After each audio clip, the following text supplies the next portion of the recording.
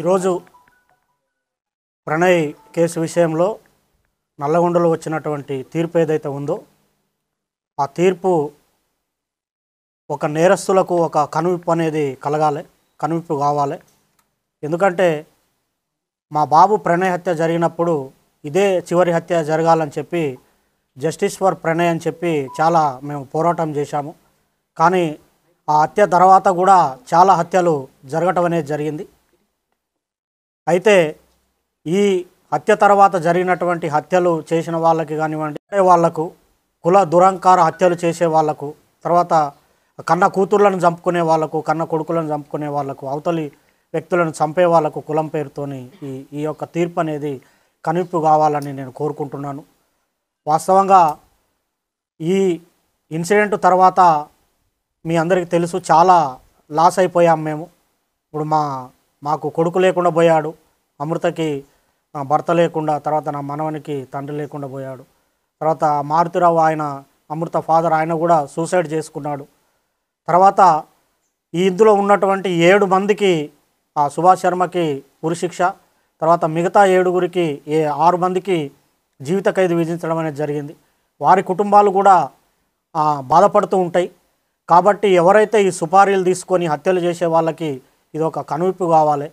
ఏదన్నా ఉంటే మాట్లాడుకోవటం కానివ్వండి, సమస్య పరిష్కారానికి సామరస్యంగా చేసుకోవాలి తప్ప మేనేజ్ చేయొచ్చులే, వాళ్ళకి అంతో ఇంతో డబ్బులు ఇవ్వచ్చులే, మేనేజ్ చేయొచ్చులే అని చెప్పి చంపడం అనేది కరెక్ట్ కాదు. ఈ కేసు విషయంలో మమ్మల్ని కూడా అనేక రకమైనటువంటి ప్రలోభాలు పెట్టినప్పటికి కూడా మేము ఎక్కడ లొంగకుండా న్యాయం జరగాలి, ఈ హత్యతోని మిగతా కుల హత్యలు ఆగిపోవాలని చెప్పి మేము పోరాటం అనేది చేయటం జరిగింది. 6.5 సంవత్సరాలు మేము ఎదురు చూసాము న్యాయం కోసం, మేము సాక్ష్యం చెప్పి. ఇందులో ముఖ్యమైనటువంటి పాత్ర పోషించినటువంటి అప్పటి డిఎస్పి శ్రీనివాస్ గారికి ప్రత్యేకమైన కృతజ్ఞతలు ఈ సందర్భంగా తెలియజేస్తూ ఉన్నాను. ఎందుకంటే సారు ఐఓగా చాలా గొప్పగా ఆ కేసును పకడ్బందీగా, చాలామంది మమ్మల్ని అన్నారు ఎందుకు కేసు లేట్ అవుతుంది, ఛార్జ్షీట్ లేట్ అవుతుంది, ఏదో జరుగుతుందని. కానీ సార్ మీద మేము నమ్మకం పెట్టుకొని ఉండటం వల్ల లేట్ అయినప్పటికి కూడా ఒక పకడ్బందీ 200 పేజీల ఛార్జ్షీటు, దాదాపు 100 మంది సాక్షులను పెట్టి ఛార్జ్షీట్ వేసి గట్టిగా కేసును పకడ్బందీగా చేశారు. తర్వాత దానికి సహకరించినటువంటి ఎస్పీ రంగనాథ్ గారికి కూడా ఈ సందర్భంగా ప్రత్యేకమైన కృతజ్ఞతలు తెలియజేస్తూ ఉన్నాను.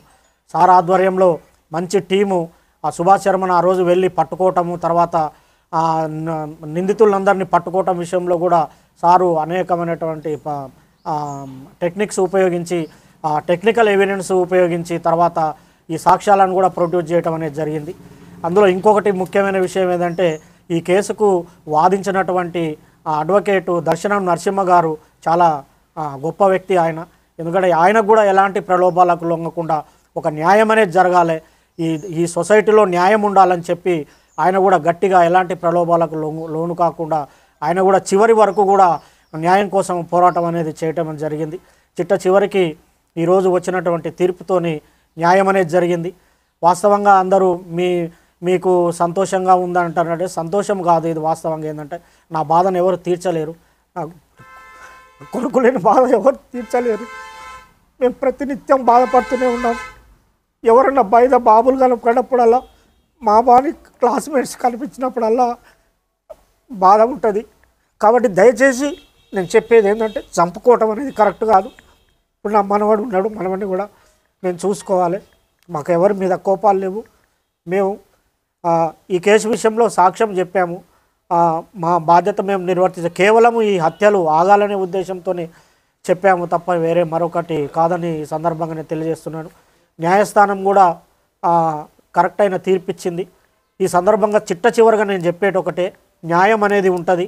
పోలీసులు కానివ్వండి, చట్టం కానివ్వండి, న్యాయమూర్తులు కానివ్వండి, న్యాయవాదులు కానివ్వండి ప్రలోభాలకు లొంగుకారు.